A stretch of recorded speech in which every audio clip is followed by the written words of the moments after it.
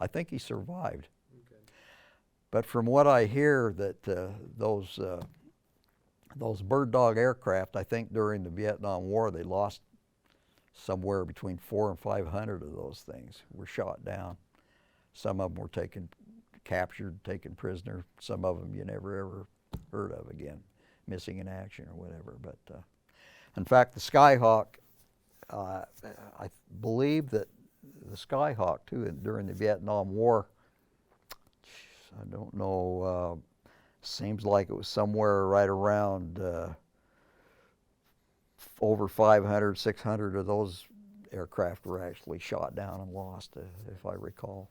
I forget exactly, but they lost quite a few of those too. But they're another aircraft that gets in close and down and dirty, and you know, a lot of them getting shot up.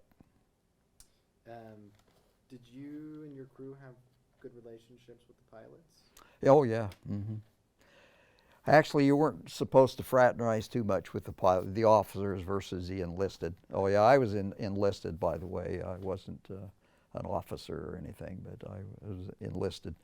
But yeah, we usually had a pretty good, I mean, their butts kind of depended on how well we liked them. And then you, for a 19-year-old kid, you knew you had a lot of responsibility, because if you make a tragic mistake, it can cost him his life. So we were pretty serious about maintaining those aircraft and taking care of those guys. Did you develop some good friendships with your crew members, the guys you worked with every day? Oh sure, yeah, we had, yeah, we were quite a gang. Who were some of your best friends? Well, I had in fact, my mother's maiden name was Maynard, but there was a guy that was, in fact, we shared the same hooch too, and his last name was Maynard, although we couldn't figure out any kind of a relationship in whatever. But he was from Massachusetts, and his last name was Maynard, Ken Maynard, and we palled around quite a bit. Russ Newrider, he was a good friend of mine. It was kind of a sad situation with him. He was actually married and had a child, and it was kind of a sad day when he ended up getting a Dear John letter from his wife and said she was planning to get a divorce. And that was kind of devastating. But yeah, I had quite a few good friends. Did you have some sweethearts of your own you were writing back home? Yeah, well, my wife, I was communicating with her, writing her letters. I also. But you weren't married yet, though? No, we weren't married yet. I had a girlfriend that I was writing letters to prior to going to Vietnam. That was from Mount Pleasant, Utah. When I was in high school, I went down there in the summers and worked on my uncle's dairy farm, and I was dating a gal down there that I was writing. But before I went to Vietnam, she had graduated from her high school down there, and she was going up to Utah State University, and she had some new boyfriend that she was sporting around up there, so that kind of fell apart. Sure. But yeah, my wife and I, we were dating while I was in my senior year of high school, and so we were communicating with letters. Okay. How was that? I mean, was there how was it being in a war zone and communicating with, say, your girlfriend or family members back home? We did. We actually exchanged letters quite a bit, and as most of the guys did, a lot of times they'd end up having care packages sent, with some goodies or whatever. I know a lot of guys, including myself, would say, "Send Kool-Aid because the water tastes terrible here, so we got to mask it with Kool-Aid." Tastes like jet fuel. So that was kind of funny. But yeah, we had quite a few letters back and forth, and I had a little camera that I'd take some pictures. In fact, sometimes I'd have the pilots take my camera up and take some pictures while they were on their missions at various places, And a lot of times I'd end up sending the film either back to them and have them develop it, or send me back the pictures, or seemed like there was a place in San Francisco that you could mail film to and get your film developed or whatever. But I forget all the details there. But yeah, that was. Oh, and then occasionally, if I went on a couple of what they call R&Rs, where I went take a week. It's kind of like a week vacation to get away from the war zone, and I'd buy some souvenirs or whatever and send them back to the family, or send them back to my girlfriend or whatever, and those sorts of things. And we still have some of those hanging around, in fact. Oh, cool.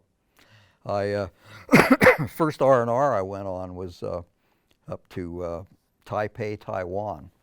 So I got to spend a week in Taipei, Taiwan, and see some of the sights there, and that was kind of nice. And then another one later on, I went to Bangkok, Thailand, and did the same thing. Okay. Had some pretty nice experiences there.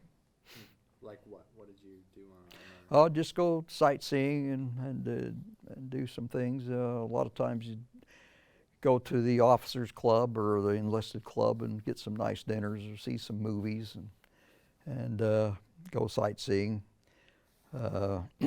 Especially in Bangkok, they were well known for tailors. You could get some custom-made clothing, shirts, things like that, jackets, and well known for jewelry. I bought some jewelry there. I still have a Black Star sapphire ring that I bought there, and my future wife, I bought what they call a princess ring. It looks like kind of a Thai crown with a bunch of rubies and different jewels and stuff in it that she still has. Cool. Did you interact much with the local Vietnamese population? Not on, well, not on the base. They did have some, in fact, I thought that was kind of a bad idea. I know when I first got there, there really wasn't an awful lot of Vietnamese that was working on the base, but more and more you would end up seeing some that they would have come on, and they would like do stuff like haul garbage out or get the mess hall or different things that they would do. But it seemed like the more that they would do that, the more they would end up zeroing in on targets that were, and so I wonder if they're getting information from some of these people or whatever. But So were you attacked? oh, there was various times, and they would pump in mortars or rockets or things like that. But sometimes interaction with the Vietnamese locals, not so much with any of them that was on the base or working on the base, but I did take some duty where we would go off the base in some trucks, and we would go up to some of the villages that were just outside the base and take our flight surgeon, the doctor, and he would go out and do some medical things with out in some of the villages to kind of camaraderie more or less with some of the villages around. And so we'd escort him, you take your rifle and all of that sort of thing, to make sure that you could protect him best we could. So we'd go to some of the villages, and I'd buy some souvenirs there and interact with, especially the little kids.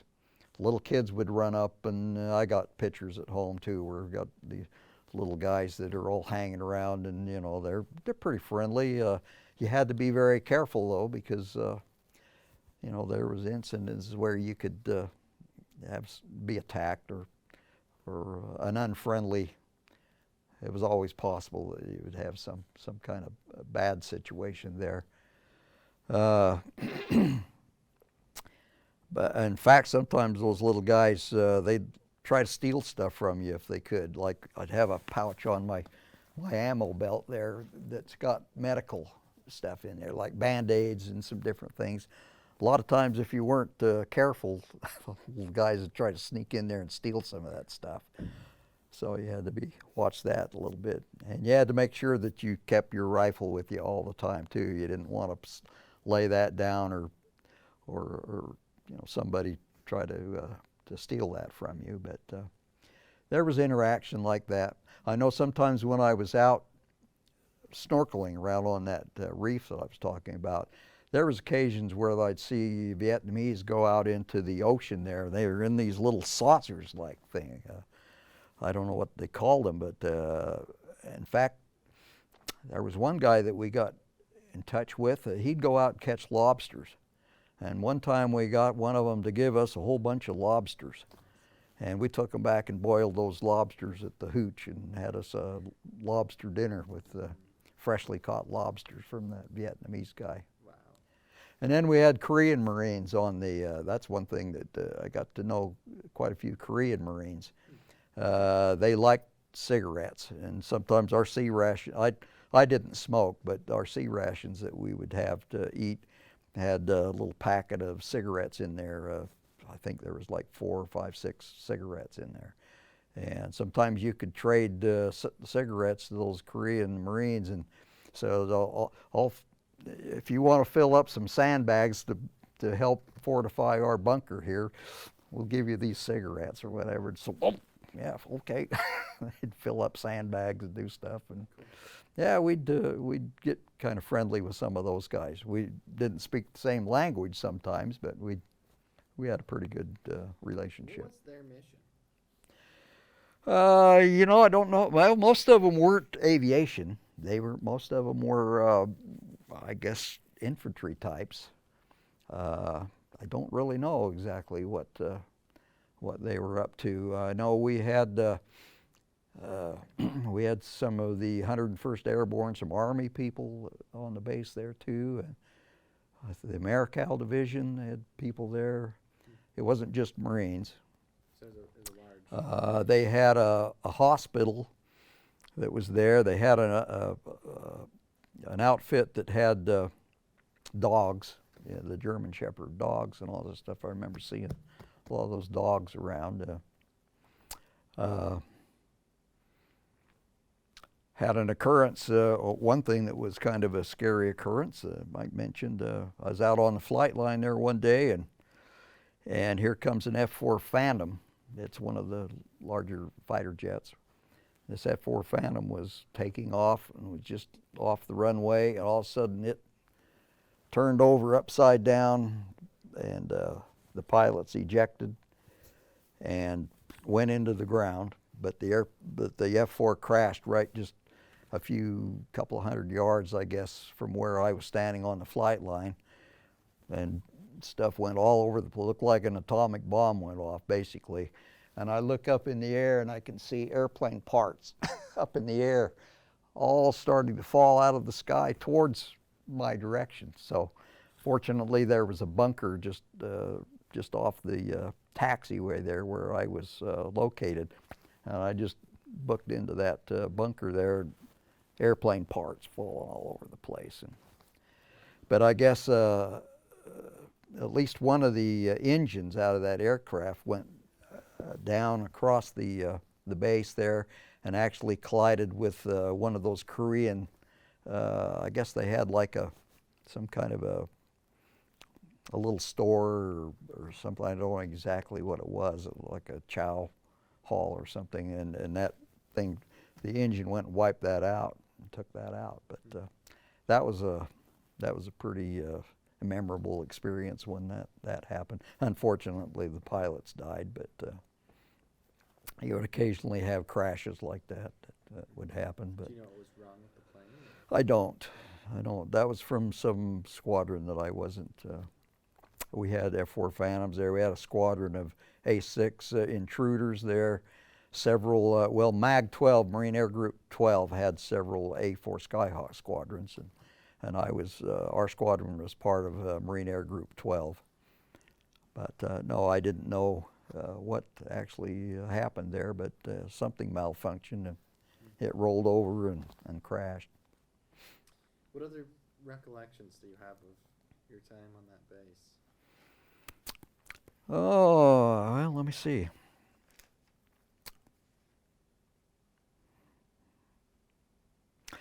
Well, one thing about, it wasn't necessarily, one thing with that base too, our squadron, this was kind of a nice situation.